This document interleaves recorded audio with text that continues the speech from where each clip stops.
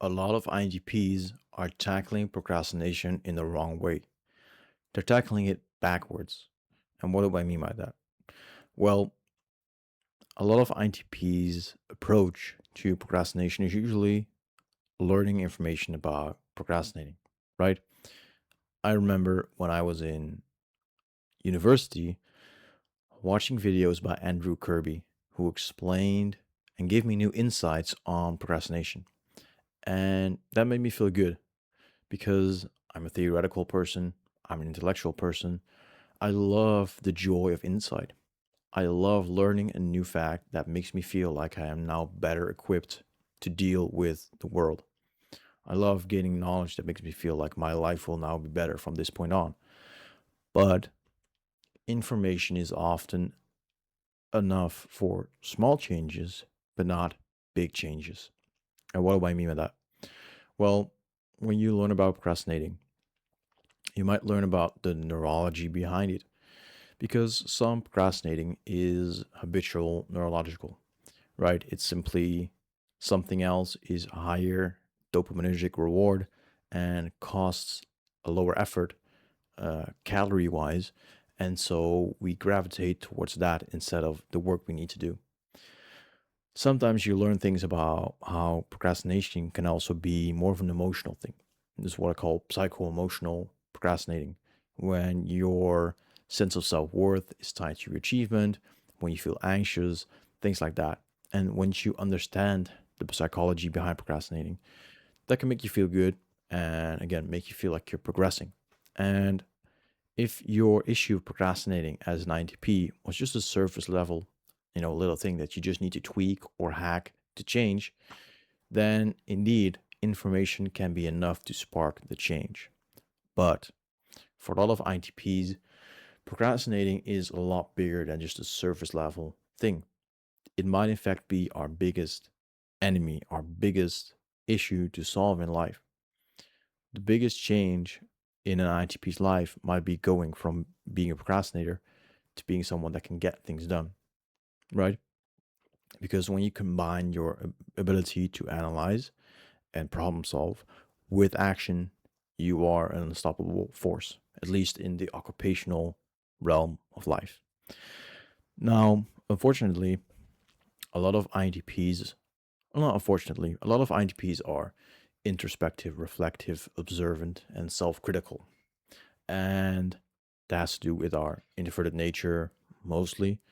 Um, but when you're self critical and introspective and you can see all these different ways in which you could be doing better, it's easy to have certain self talk repeating.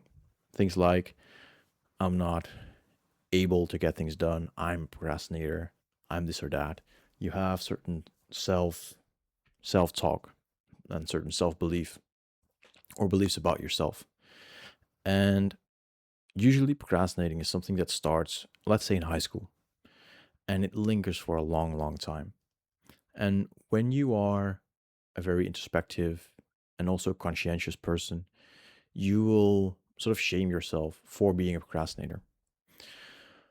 The thing is, that just worsens the problem. And so by the time people enter their university stages or perhaps even their early career stages, I feel like a lot of INTPs have a deeply rooted procrastinating problem because they are analytical by nature, which isn't enough to cause procrastinating, but it does often lead to procrastinating if you don't manage yourself well. And that means that oftentimes in high school times, your procrastination becomes a habit, so a neurological thing. Plus, when you're introspective and self critical and you're sort of used to doing well in school or whatever, you can also start to tie your self worth to your achievement. And so, basically, every single ingredient for procrastinating is something that INTPs struggle with. I always say there's three types of procrastinating: habitual, neurological, psycho-emotional, and over-analyzing. And INTPs have all three, and they all reinforce each other as well. Now, because of that, you have been going through this feedback loop most likely for a very long time. You procrastinate, you introspect, You beat yourself up and you tell yourself you're lazy, you don't get things done, you procrastinate all the time, you are a procrastinator. And when you tell yourself that, it increases the pressure. So your psycho emotional procrastination just becomes bigger. When you do that, you increase your stress. So that only causes you to seek out escapism activities like gaming or social media or shopping or whatever it is, even more. So your habitual neurological procrastination increases. And it's just a feedback loop. I am a procrastinator, only causes you to procrastinate. Beating yourself up doesn't help. Therefore, you procrastinate even more, etc., etc. And so, a lot of INTPs do not have um, insignificant opinions or assumptions or beliefs about their procrastinating. A lot of INTPs see their procrastinating as their biggest flaw, as their biggest issue, as the biggest thing holding them back. And they realize to a degree that their procrastination is internal, right? It's not your circumstances, it's not this or that. The biggest flaw is what a lot of INTPs feel is they're procrastinating. It can also be social things, right? But well, you can sort of figure out a way to live life without all that much social contact. You can't really figure out a way of life without getting things done. And so when your identity is first and foremost that you're a procrastinator, if that's the biggest flaw you see in yourself, if that's the thing you focus on the most, then you're in deep trouble to a degree. You can solve the issue, but my point is that the issue is deeply rooted because it's very difficult to act in ways that are incongruent with how you see yourself. I've read about this in Atomic Habits. I've read about this in other books as well. There's Psycho-Cybernetics somewhere here. There's Reality Transurfing. There's a lot of books about like how your identity and your self-talk and what's going on inside of your mind influences your actual reality. But let's read out this short passage from Atomic Habits just because I feel like it sort of explains the basics. When you have repeated a story to yourself for years, it is easy to slide into these mental grooves and accept them as a fact. In time, you begin to resist certain actions because that's not who I am. There is internal pressure to maintain your self image and behave in a way that is consistent with your beliefs. You find whatever way you can to avoid contradicting yourself. The more deeply a thought or action is tied to your identity, the more difficult it is to change it. It can feel comfortable to believe what your culture believes, so group identity, or to do what upholds your self image, personal identity, even if it's wrong. The biggest barrier to positive change at any level, individual, team, society, is identity conflict. Good habits can make rational sense, but if they conflict with your identity, you will fail to put them into action. On any given day, you may struggle with your habits because you're too busy or too tired or too overwhelmed or hundreds of other reasons. Over the long term, however, the real reason you fail to stick with habits is that your self image gets in the way. This is why you can't get too attached to one version of your identity. Progress requires unlearning. Becoming the best version of yourself requires you to continuously edit your beliefs and to upgrade and expand your identity. And that really applies to INTP procrastination. When you tell yourself you're a procrastinator, or when you tell yourself even that you're an INTP, so you procrastinate, right? You will get stuck. And not a single hack, not a single insight, not a single tip, even in good books like this one, can change your life because you need to change something deeply rooted.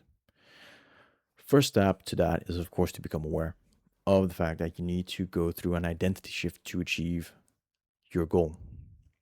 There's many different models of this. I've heard people say something like your programming, and you can see identity as your personal programming. Your programming leads to your beliefs, leads to your thoughts, leads to your feelings, leads to your actions.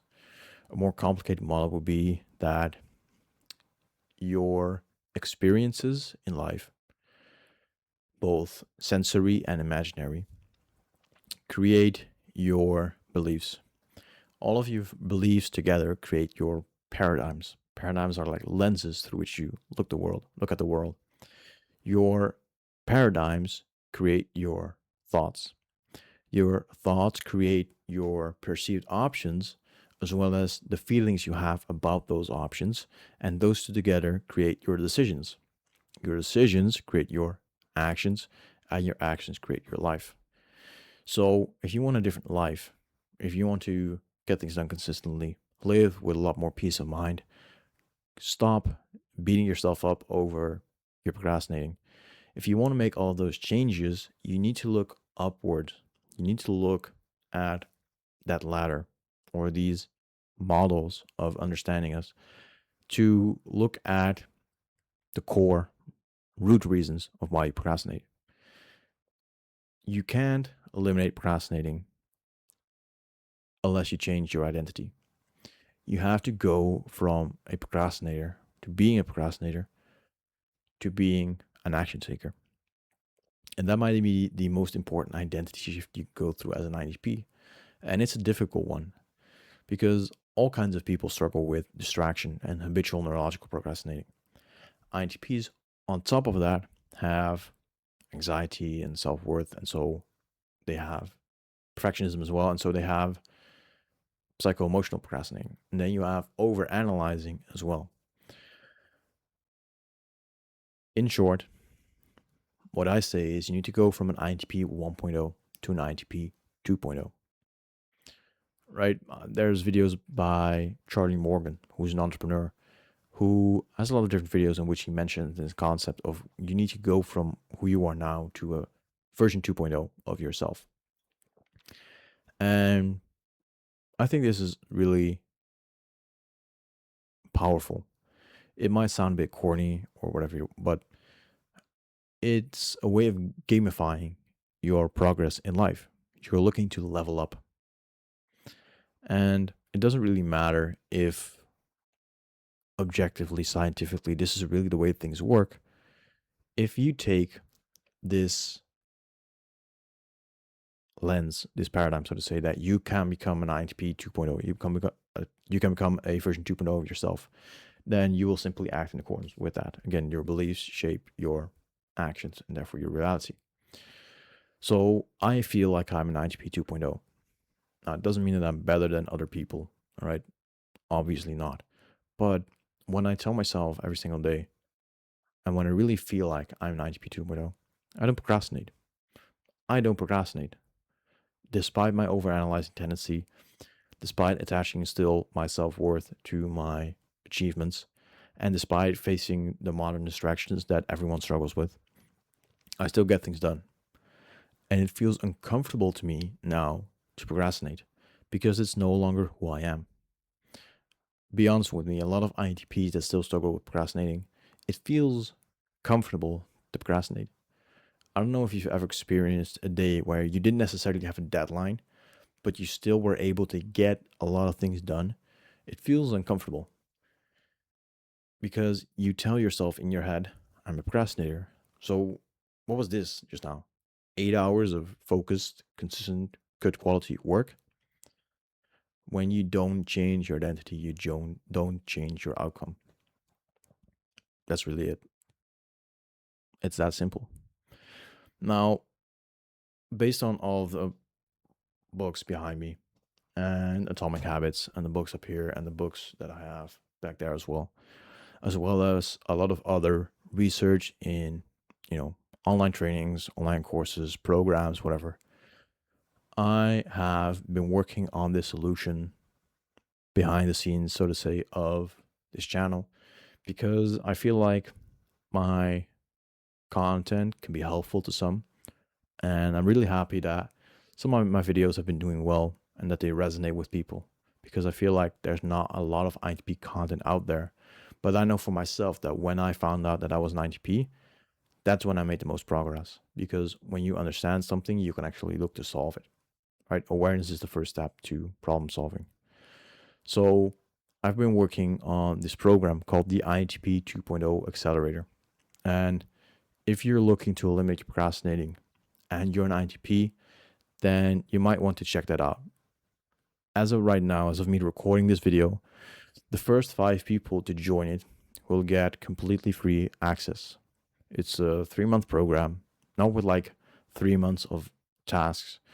It's more so a program of video trainings where I go into identity shifting a lot deeper than this and I make it actionable.